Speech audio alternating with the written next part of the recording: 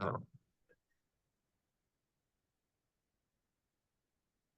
morning. I'd like to welcome everybody to the Tuesday, June 25th meeting of the St. Joseph County Board of Commissioners. Please stand for the Pledge of Allegiance. I pledge allegiance to the flag of the United States of America and to the republic for which it stands, one nation, under God, indivisible, with liberty and justice for all.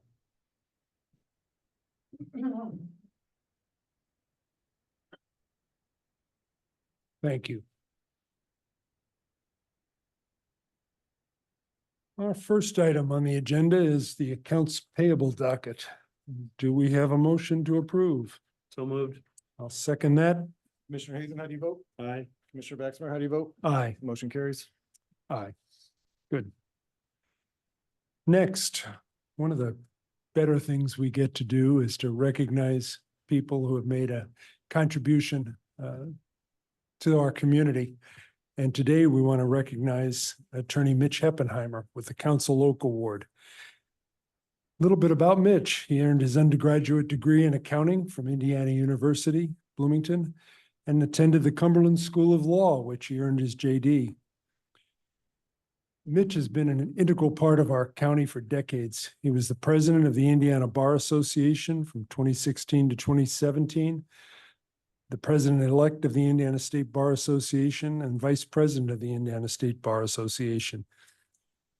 He's also a member of the St. Joseph County Bar Association, the American Bar Association, and the Indiana State Bar Association, all of that since 1976.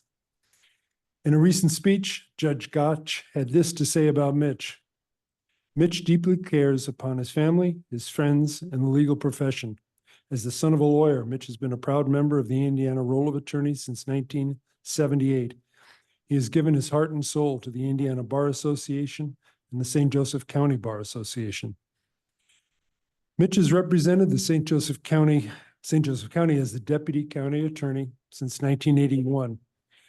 That's 42 years and 8 months, if anybody's counting. He has represented the South Bend International Airport since 1993. And on November 8th, 2017, he was given the key to the county by then Commissioner Andy Castelny for his dedicated service. Mitch has left this community better than he found it, and for that, we are grateful. Please join me in congratulating Mitch on his over 4 decades of service to the state, county, and his colleagues.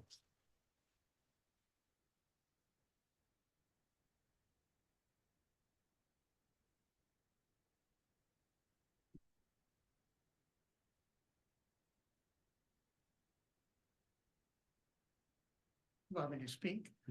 Sure. It's interesting that I'm here in this building. I've like you say, Carl, I've been here since 1976. The first day that I came to prep, my dad was a lawyer. First day that I came 46 years ago today, really, or this week anyhow. First thing my dad was, he took me into every office and every court, judge's office, in every office. The county city building wasn't here then, but the clerk, the auditor, the treasurer, the assessor, commissioners. And he went up and he took me and introduced me to the staff. And he said, these people, be nice to these people. They will make your job easier. And you know, Carl and commissioners and Mr. Mitch, my dad was 100% right. I've tried my best to be as nice as I can to these people. Maybe I've tested them a little bit sometimes over the years, but there's no group of people that has made my job more easier than the people, the staff, and the hardworking people in this building and the courts. They are overworked, underappreciated, probably underpaid, but they meet the public on an everyday basis. And sometimes the public can be a little bit unruly, I guess. But I'm appreciative of receiving this award here today in this building because these people have really made my job easier. And I appreciate all that they've done for me. And I also appreciate everything that the commissioners and Mr. Mitch have done for me as well. So thank you very much. You're welcome. Thank you. Thank you. Mitch, don't leave us. Come on up.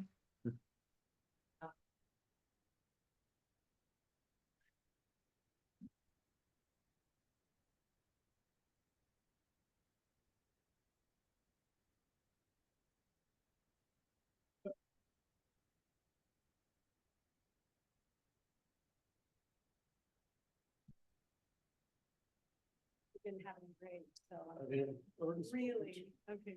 Yeah.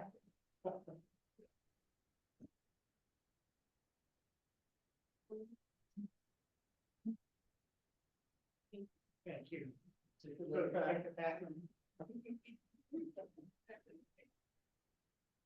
Thanks, Cole.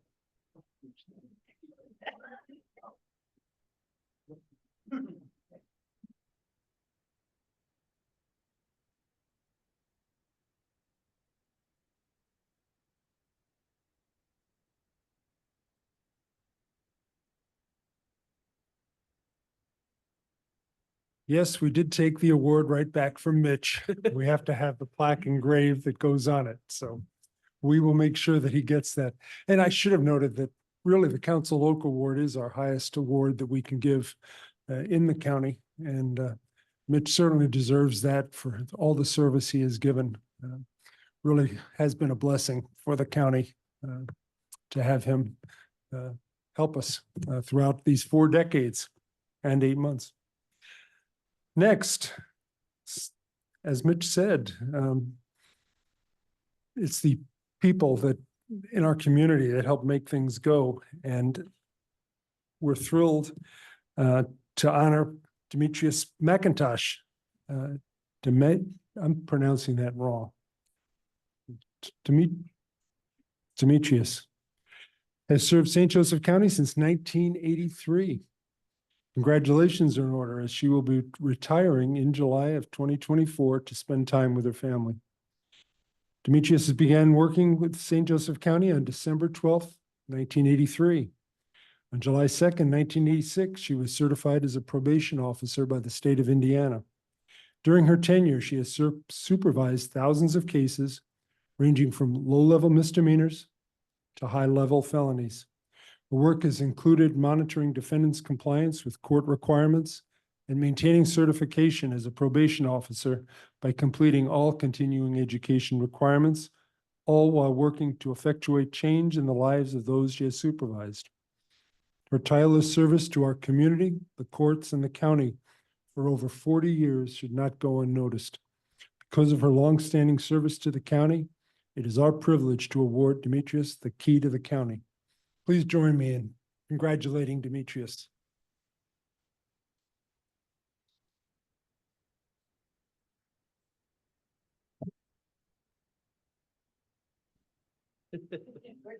Come on, this.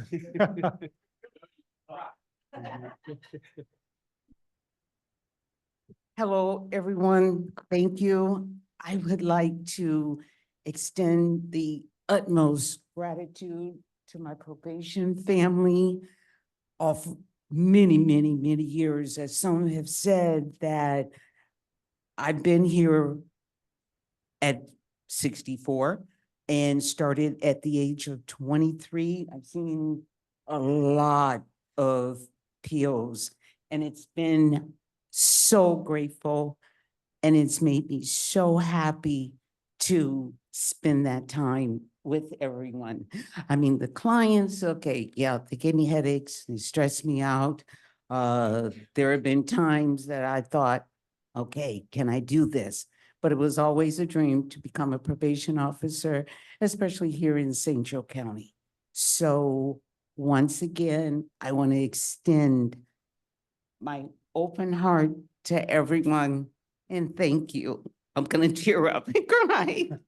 So thank you. Thank you.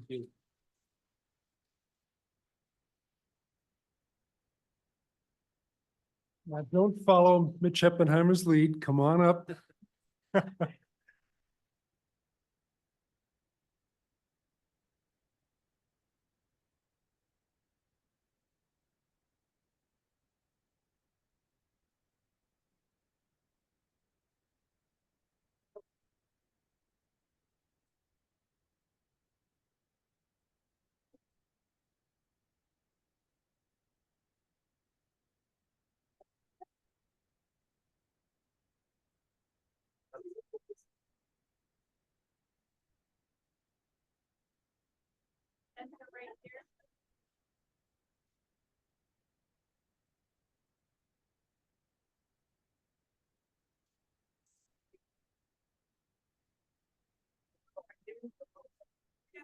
Over here. In the front.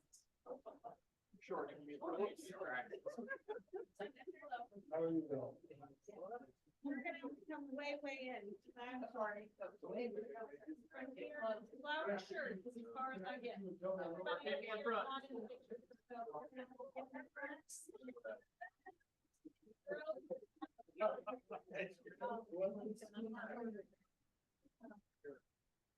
All right, ready?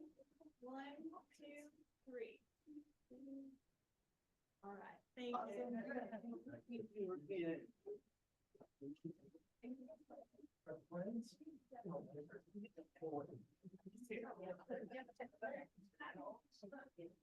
Jesse, I email that to you.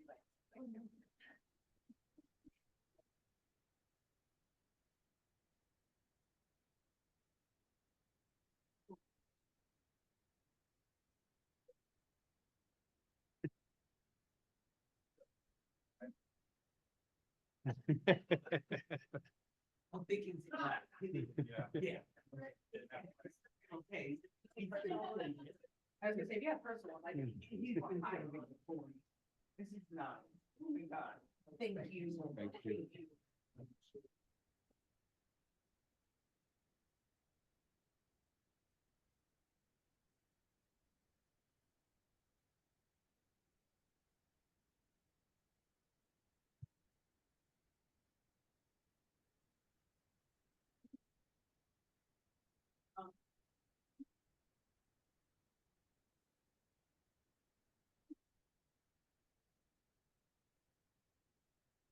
Well deserved.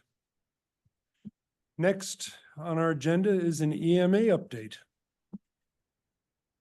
Good morning, Commissioners. Al Kursitz, St. Joe County EMA Director with my Deputy Director, James Lopez, with offices at 125 South Lafayette, where the door is always open and you're always welcome.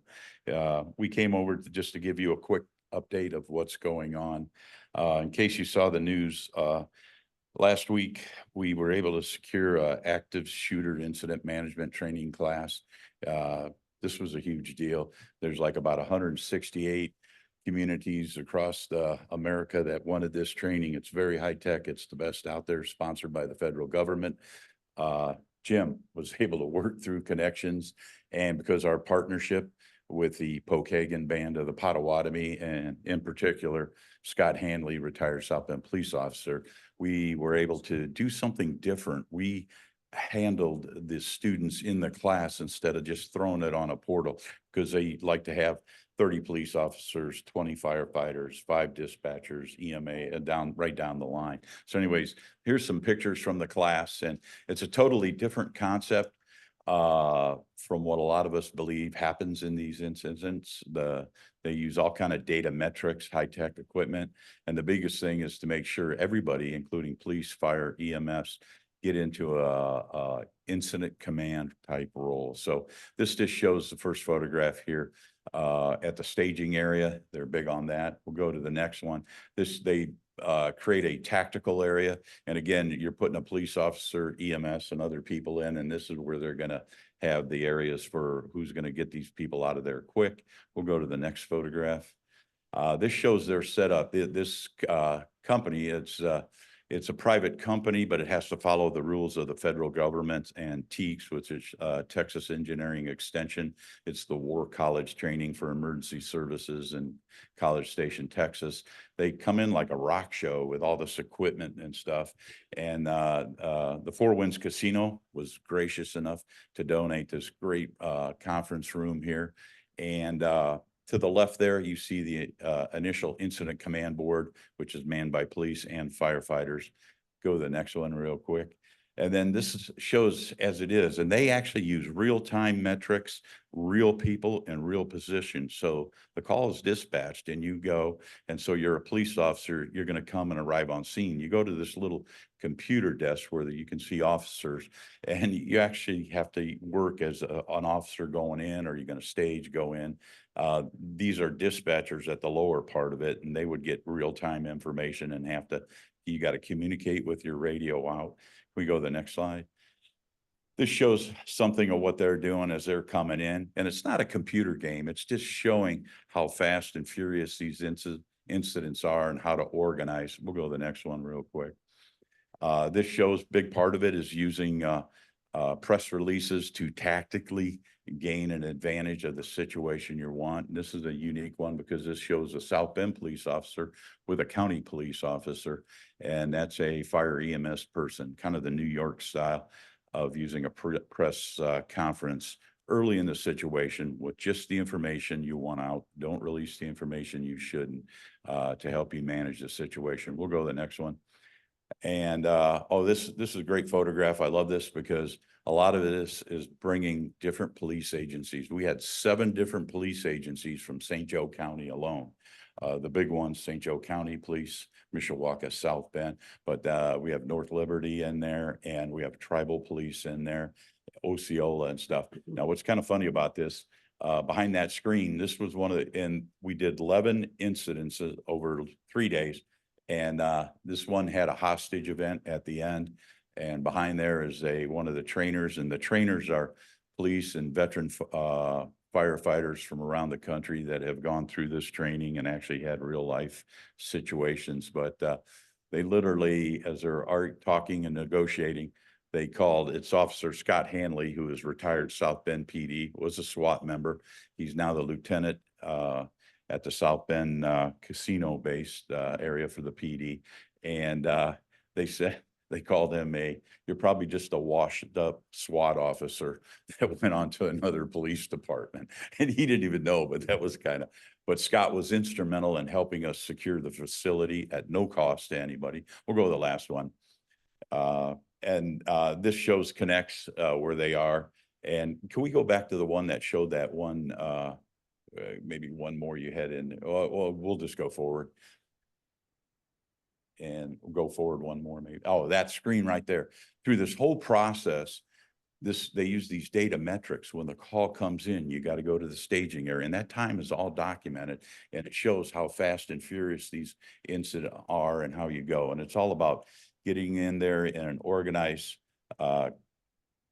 tactical command mode, finding your victims, getting them out, putting them in a staging area and moving them on. So it gives real-time data back. And it was really good because different agencies, we know if something like this ever happens here, we're going to have a lot of different police departments, fire services come through. So it was a big win for us to get it. Hats off to the Pokagon Band of the Potawatomis. They hosted it. They paid for the meals. So we were able to have the meals right there on site and eat and just get through this training. That one slide with that little girl, part of this program, you're going to probably hear about this. It's called I Love You Guys. And going to our meetings with our St. Joseph County Safe Schools Consortium, that is a new way.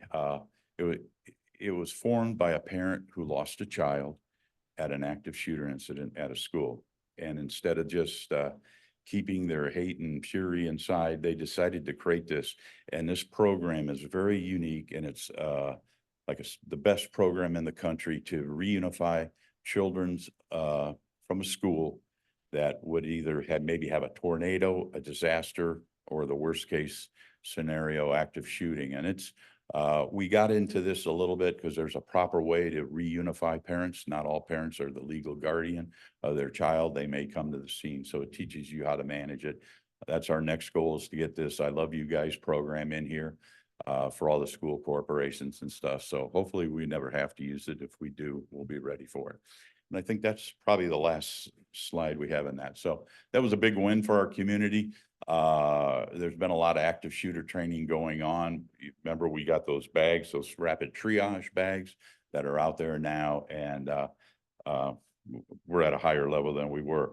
Real quick, we're getting close to closing out our hazmat grant, which created 17 new hazmat technicians.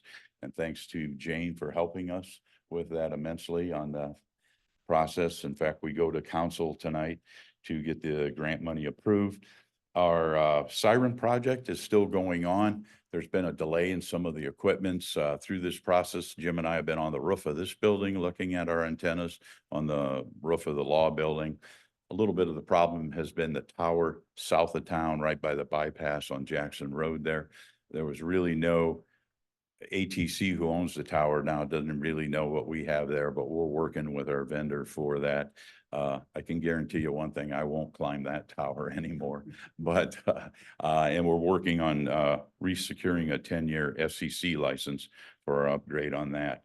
We also, Stephen Burke Engineering Associates is in the final stages of our multi-hazard mitigation plan. As you know, that's important for any FEMA reimbursement funding, whether we're maybe have to deal preventing flooding somewhere or reimbursement for a disaster that comes through. That makes us compliant. And then the last thing is our comprehensive emergency management plan, which is local. It's like a living document, and I'll let Jim talk about that real quick. Thank you. Commissioners, you received a copy of this. The mayor of South Bend approved it. We met with the mayor of Mishawaka. He's looking at it, going to make a final review. We started this process in 2015. It was updated in 2019, but it was never published. So Buddy and I went through it, reviewed it, met with different people, different departments and organizations. So now we have a living document that will be reviewed every December and republished every January, okay? What this is, it's an overview if we have an emergency in St. Joe County. And inside this book, there is 11 annexes. So instead of taking this book and looking at it, where do we find what we need? We go to each annex, okay? We did, the first annex we did was heat and cold emergencies and climate weather. It's completed.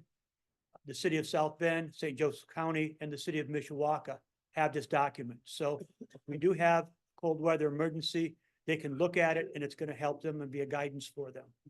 The next thing we're working on right now is our debris management plan. And that's very critical for our community.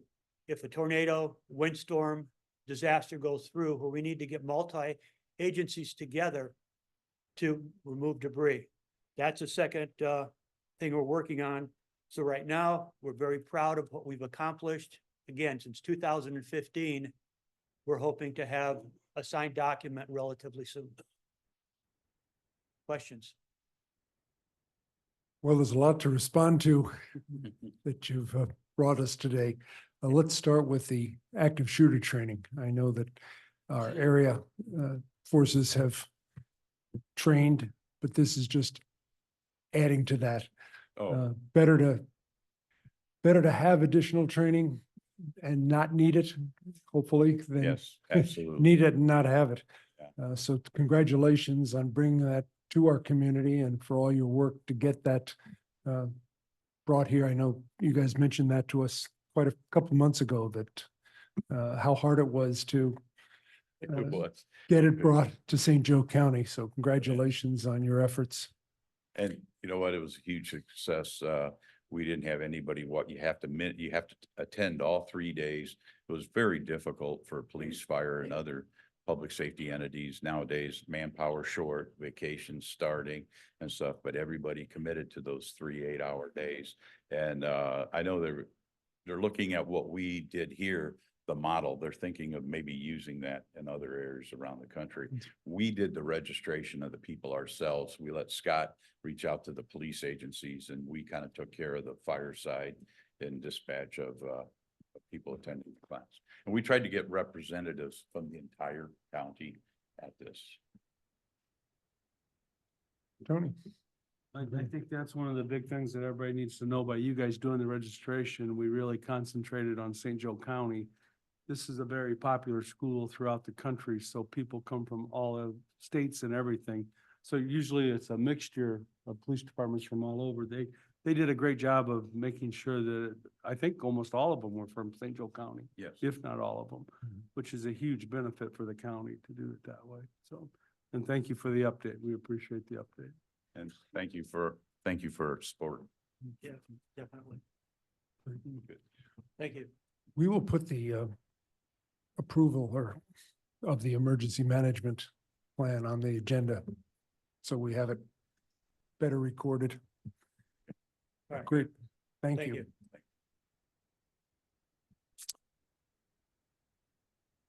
Next, moving on to IPG, First item is the consent agenda. Do we have a motion to approve? So moved. Second? Commissioner Hazen, how do you vote? Aye. Commissioner Baxmeyer, how do you vote? Aye. Motion carries. Next, we have several project completion affidavits.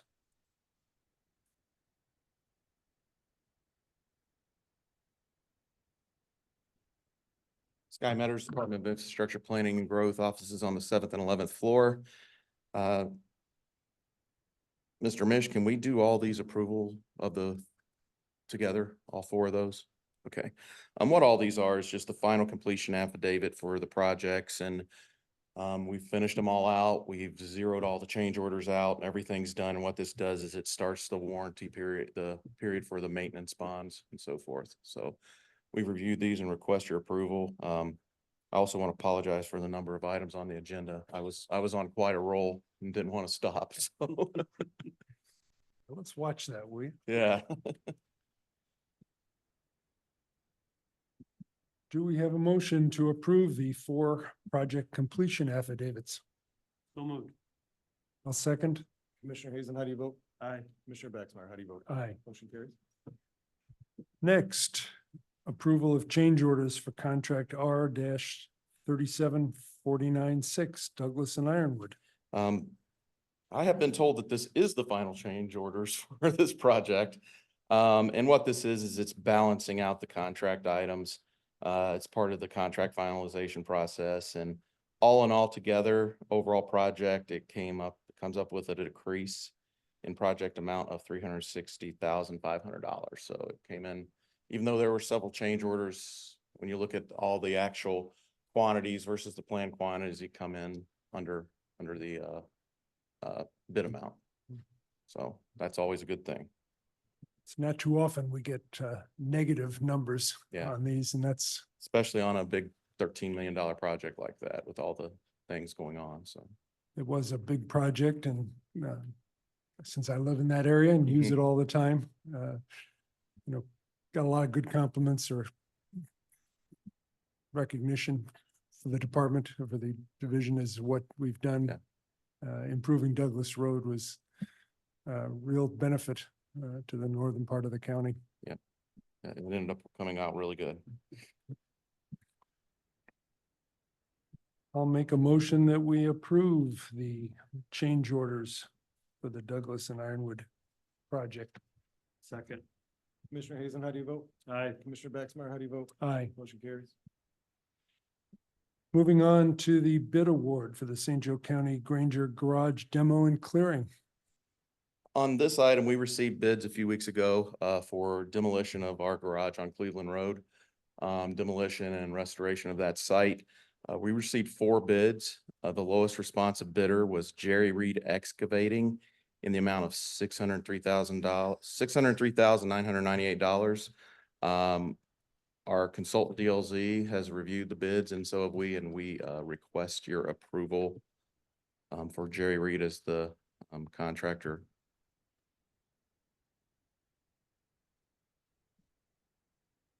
Speaking of DLZ, they mentioned to me the other day that there were some parts, the purlins and girts on the Granger garage that could be salvaged, potentially used on Woodland.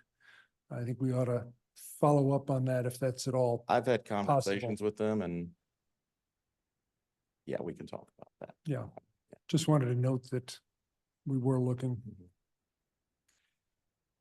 With that, certainly demolishing the Granger garage is something we've committed to, and I'm glad we're moving forward. Any questions? If not, do we have a motion? Make a motion that we approve Jerry Reed Excavating to demo the garage in Granger. I'll second. Commissioner Hazen, how do you vote? Aye. Commissioner Baxmeyer, how do you vote? Aye. Motion carries. Next item, request to advertise federal aid project construction for the bridge rehabilitation on Mayflower Road over the Norfolk Southern and Nickty railroads. Yes, what this is to go ahead and be able to advertise for construction inspection for this project. We will do everything per the NDOT requirements that are required because this project is getting federal aid.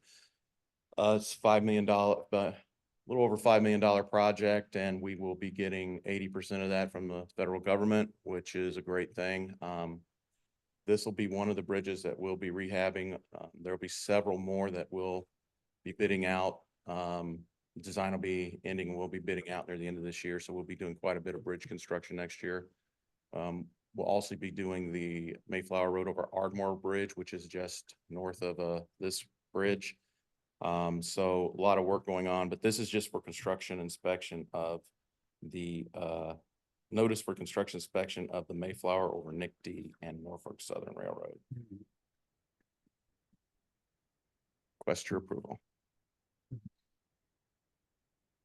I'll move that we approve the bid request to advertise for the federal aid project on Mayflower Road. Second. Commissioner Hazen, how do you vote? Aye. Commissioner Baxmeyer, how do you vote? Aye. Motion carries. Thank you. Thank you.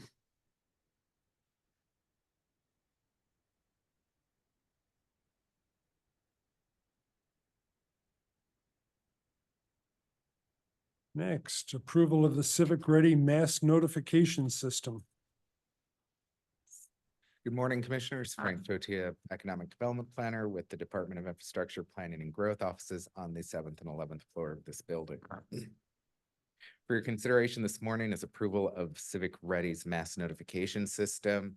This originally was presented to us by them last year, and at that time the cost was about $60,000 a year.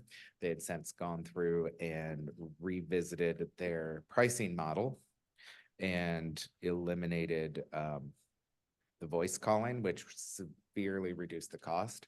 So when a few months ago, the clerk reached out and said, hey, I was looking for a way to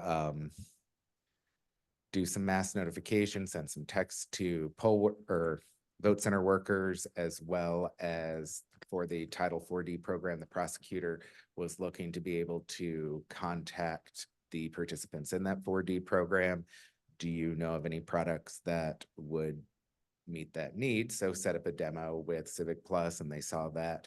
Also, our HR department was looking for ways to mass communicate with our employees during times of open enrollment or when it's time to get your PHAs taken care of.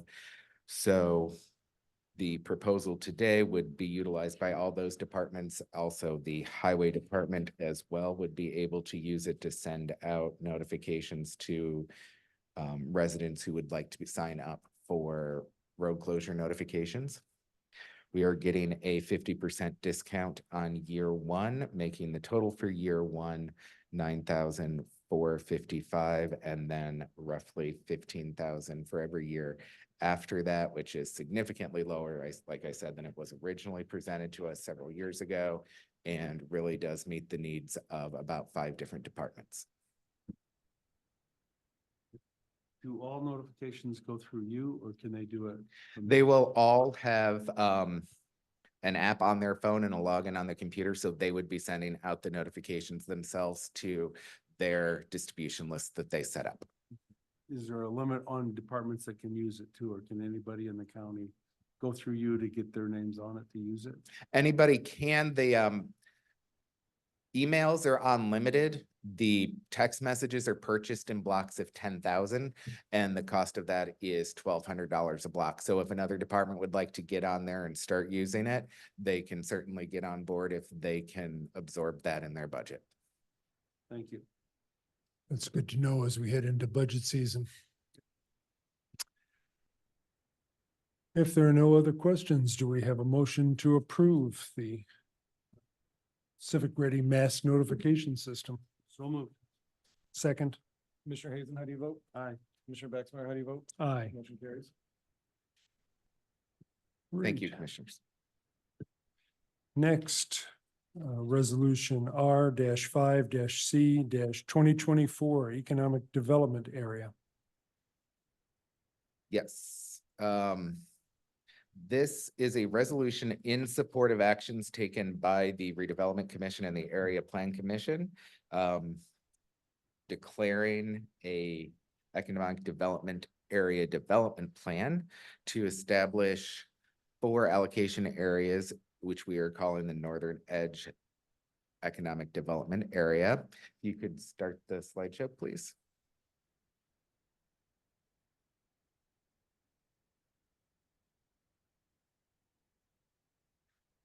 So you can see in this map, it would be 4 different allocation areas.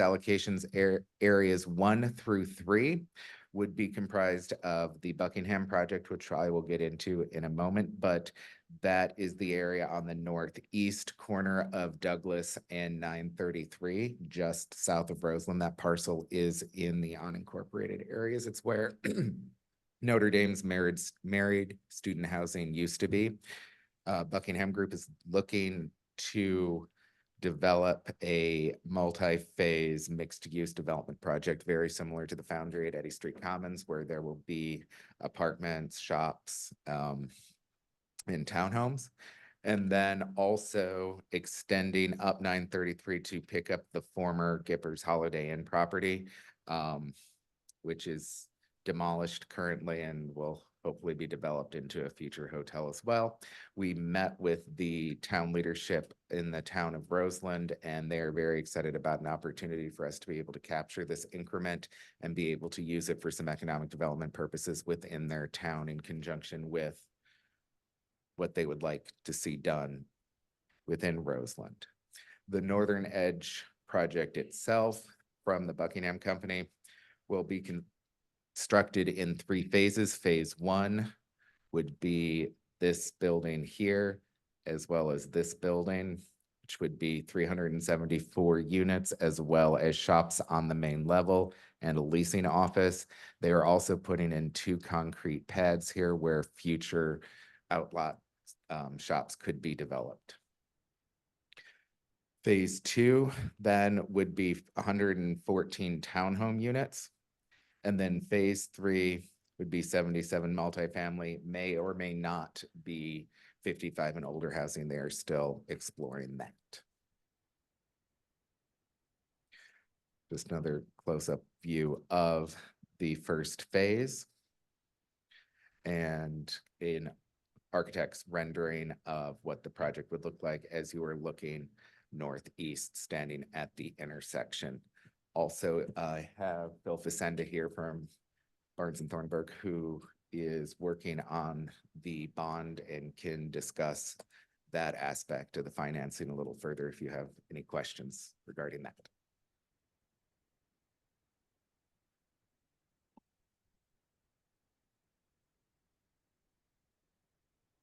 Commissioners, Phil Facenda from Barnes and Thornburg, 201 South Main Street.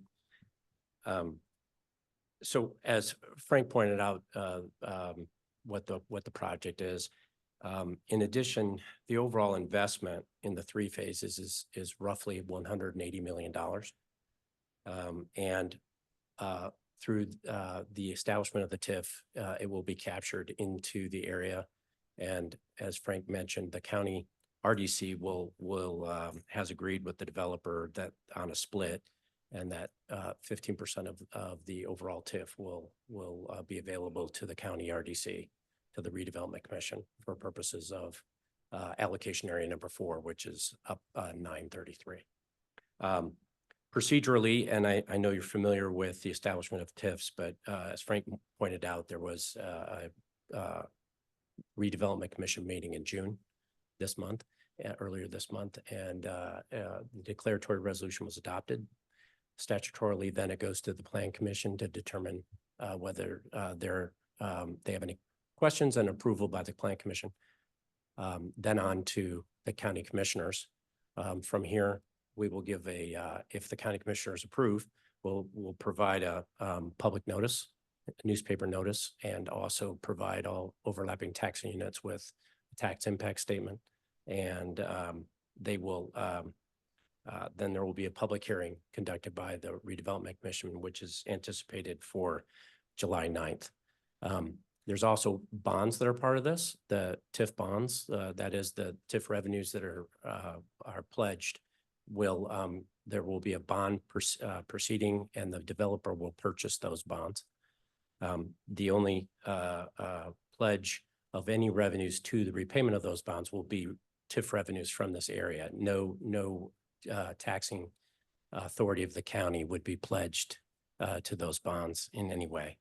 That procedure will be taking place in the coming months. And so the county commissioners and the county council will see ordinances and resolutions in connection with those bonds, likely September or October of this year. Happy to answer any other questions you may have. This is a project that has been in the works for quite a while. Glad to see that it's moving forward. I think people might remember a few months ago, we had a request from the developers regarding a small wetland issue that was resolved. And so there's so many positive impacts for this. And I'm especially glad that we decided to go up 933 in collection area 4 because it'll allow us to capture some additional revenue and help the town with its efforts along the 933 corridor. Tony, any questions or comments? What's the total bond amount? Do we know yet? We haven't settled on the total bond amount yet. And again, that'll be part of the procedure. That'll come back before you when we have that. When we have final numbers that tell us what can be paid on it, then we'll be presenting it with the bond. Thank you. And you said it, I just want to emphasize that there's no impact on the taxpayers No for impact. this. When they hear the word Yeah. bond, Yeah, no, understood. understandably, people No get, pledge of the county's general taxing authority in any way. appreciate that clarification.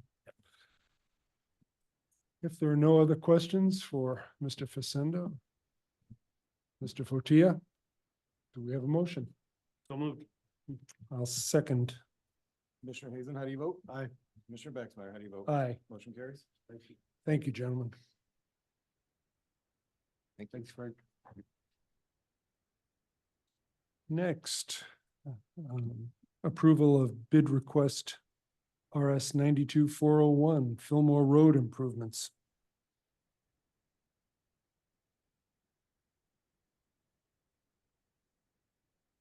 Sky Meadows again, Department of Infrastructure Planning and Growth. What this item is a project that we're doing to improve Fillmore Road from Larison to where it enters the GM plant that is under construction out in the IEC area. This road will be improved, be widened and improved so that it can handle the traffic that will be going into that site.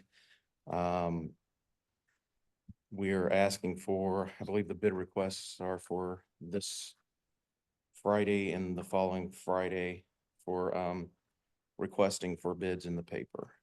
I'd be happy to answer any questions. No, this is part of our commitment to Yes, sir. improvements out in the IEC. Yes. Any questions? Do we have a motion to approve the bid request for the Fillmore Road Improvement Project? So moved. Second, Commissioner Hazen, how do you vote? Aye. Commissioner Baxmeyer, how do you vote? aye. Motion carries. Thank you. Thank you.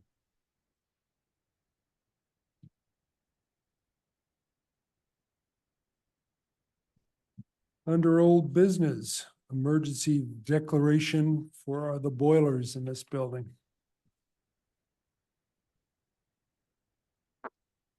Good morning, Commissioners. Bree Roberts, Director of Procurement with offices on the 7th floor of this building. I also have John Baker with me.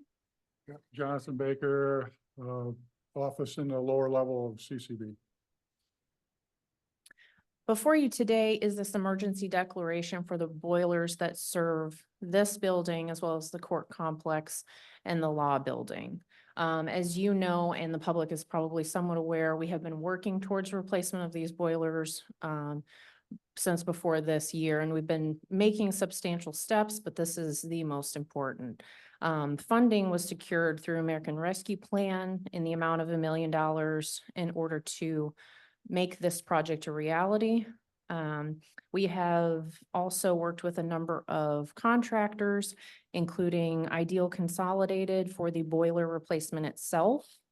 They have quoted the boiler work at approximately $832,304, as well as Clean Air Environmental for asbestos abatement in the amount of $17,800. And then also Apex Integrated for the controls upgrade for approximately $70,000. That's a projected project cost of $920,104, plus contingencies, of course. Allows us a little bit of wiggle room in the funding. As far as justification for the emergency, there's a number of items. One of these being the lead time on the boiler hardware. So the boiler hardware itself is projected out 12 to 14 weeks, which puts us in September. So we are getting down to the wire on being able to order this hardware, get it on site, get it all put together on site here as well.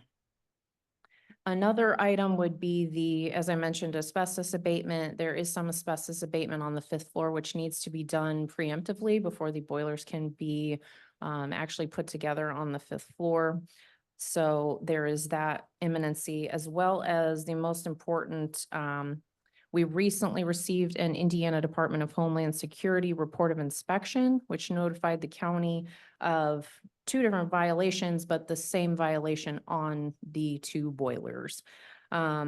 Essentially, a safety relief valve and discharge line in both boilers is defective. We must bring this into compliance by October 31st of this year. If we do not do that, then we risk receiving daily fines. So again, with all of those aspects taken into account, we respectfully ask that you declare this emergency so we can begin this work right away. I too was concerned a little bit about the timing. Spoke with both of you as well as Ideal, Kevin Connery this morning. And we were assured that as part of the agreement that we would have heat by November 1st.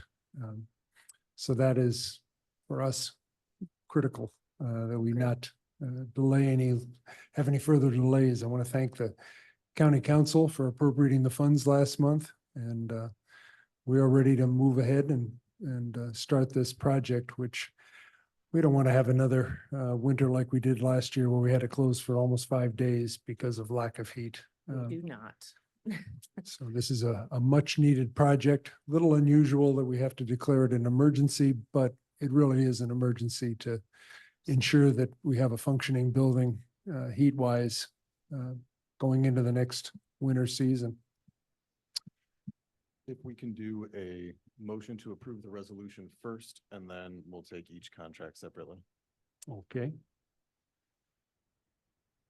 Do we have a motion to declare the emergency? So moved. Second. Commissioner Hazen, how do you vote? Aye. Commissioner Baxmeyer, how do you vote? Aye. Motion carries. Then taking the individual contracts, we have an AIA contract between St. Joseph County and Ideal Consolidated for the boiler project. Counselor, anything we need to? Hope we had it modified appropriately. Good. Do we have a motion to approve the agreement with Ideal Consolidated? So moved. Second.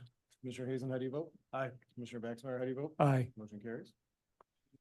Next is an agreement between the county and Clean Air Environmental Services for the asbestos abatement in the mechanical area. Do we have a motion to approve? So moved. Second. Commissioner Hazen, how do you vote? Aye. Commissioner Baxmeyer, how do you vote? Aye. Motion carries. And I thought those were together. Do we need these additional addendums? Those just go with the, Those just go with. and then Bree, you had one more for the. Yep, so the Apex control system was the other piece. Apex also will come in and they will upgrade our control system and give us a digital system in place of what we have now, which is probably circa 1960s. And that is $70,000 worth of work. The boilers can stand alone and function without it with our current, controls, but the controls, are likely to fail as well at some point. So with doing all of this work, we recommend doing the controls as well. So Bree, just so we're clear, that Apex agreement, we do not have in the packet today, but, or do we? I don't see it. I do have a copy, I believe. It might just be stuck with some of these other pages here.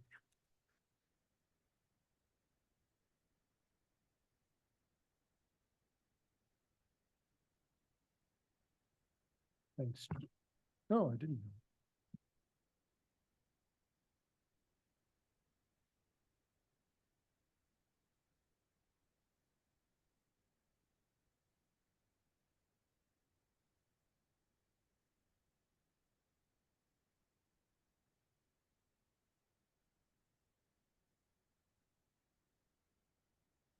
Just to be clear, what we're approving or you're recommending we approve is the $70,000 existing KMC control software Upgrade. for the boiler project. This agreement has some other items listed in it. The combined package is significantly more to that, but it has to do with St. Joe County Jail. Yep, we're just looking at that first option, which is the 70,000 option for the county city building. I believe it's on that first page. You know, I'm gonna make a motion that we table this just to get some clarification, because I'm seeing some some questions Yep. here. We can certainly, like I said, get moving with everything with that piece aside. Let's do that. I'll make a motion that we table this until our next meeting, or table this. Second. Commissioner Hazen, how do you vote? Aye. Commissioner Baxmeyer, how do you vote? Aye. It's been tabled. We've approved everything else. Thank you. I think we're good to go. And Bree and John, this in no way is questioning what you've done. We appreciate you bringing this to us, but want to make sure that got apples and apples here. That's also into the final phase, so it will not affect the ordering and bringing in the equipment, et cetera. Gotcha. That is the interface for controls. Thank you. With that, we've reached the end of our published agenda. Before we go to public comments, I would like to note that we have appointments to make to the Community Corrections Advisory Board.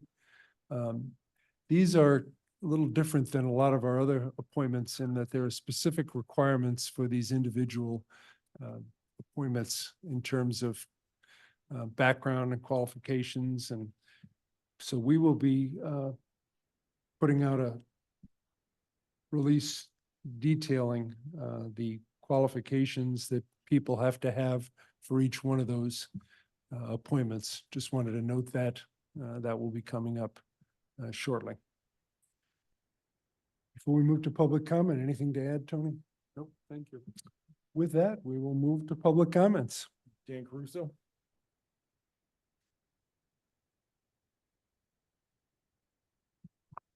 Morning, Commissioners, Mike, Jane.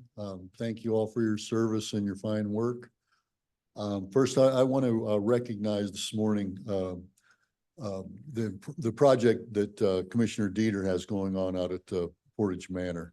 I understand there was quite a turnout in the range of 250 people that came out there and viewed that property that Derek and some folks from the county and kids from the Dukem Center have been working on it and clearing for bike paths, hiking paths. And I know he's in Montana visiting the Duttons, so it's he'll a fine job. I also at this time want to announce that I've decided to come out of hiding a little bit, and I've announced my candidacy for the vacant seat on the town council in New Carlisle. I've decided to get a little more involved in, like, right up front with things happening over there. There's a lot of change and disruption going through our rural life, going with our rural lifestyle over there. And those businesses that are coming in, Amazon, possibly GM, still not sure about them, but everything that's coming in over there are bringing in a lot of new people, a lot of families who are going to put a strain on our schools. Since they're in a TIF district and any taxes collected remain within that district, it's going to put an additional strain on our fire, our police, our schools, our libraries. So maybe stepping up a little bit into the council seat gets me a little more attention. But I am advocating for a community enhancement fund, which actually like Honeysuckle already, Light Source BP Honeysuckle already has an informal one wherein they gave money to New Prairie schools, and they gave a lump sum to the town to disperse among the taxing entities as they saw fit. And that's going to be a yearly thing. And I'm looking for something similar from Amazon, anybody that comes in there to, in their development agreement, have a community enhancement fund where a set percentage of companies' worth would yearly go into this fund to be shared, to be spread about the community with our resources, our hiking trails, our bike paths, our green spaces, along with some work in our schools, along with maybe bringing in additional fire protection or police protection, however the community felt, put a panel together to spend that money however it's determined is best for the community. Because Your right 3 now, minutes are up. Thanks, Dan. thanks. We're getting the short end of the stick. Thank you. Anyone else? Steve Francis. Online, Mr. Francis. Yes, hello, good morning, commissioners. Thank you for taking comments. Yeah, I'd like to, well, before I start on my main comments, I'd like to thank you for the Douglas Road upgrades. Steve, if you don't mind, name and address for the record, yeah, please. okay. Steve Francis, Judy Lake Drive, Clay Township. As I was saying, I live along Judy Creek up here in the North County and Douglas Road. It's a vast improvement of that road. It was worth waiting for in all the road closures. I appreciate the sensitivity of protecting Judy Creek and providing a bike path and walking path that connects over to the LaSalle Trail, which I use often in getting activity around the area. So thank you for that completion. I want to talk a little bit about the development agreement with the Amazon tax abatement, and it's a little unconventional, but I want to suggest a couple items that I'm concerned about. Number one, I believe that given the objections we're seeing to farm field development, solar development, I think it would be very beneficial if there would be something in the agreement that would encourage or incentivize and even maybe require Amazon to install solar on their facilities. In analyzing the tax abatement, their abatement's going to be $100 to $200 million for their buildings and much more for the equipment. And I think that there is room for several megawatts of solar. 1 megawatt per building that they construct, by my calculations, would be available. It would be offset by their lowered energy purchases, so it almost pays for itself, but it needs encouragement through the development agreement. Second, I would like to see some water efficiency standards be applied to Amazon, because although we might put a cap on the total water usage and taken from the aquifer, if you don't have water efficiency as you go along, then they're going to reach that cap, and then that will stymie further development and other businesses that might want to draw water from the aquifer. I'm interested in protecting the aquifer with additional monitoring, but also there are water efficiency standards that can be found for data centers. I'd like to see that encouraged, incentivized, maybe even required as part of the development agreement as you negotiate that. and Mr. Mish, Commissioner Baxmeyer, Commissioner Hazen, possibly Phil Garrett. I think you're involved in those negotiations to some extent.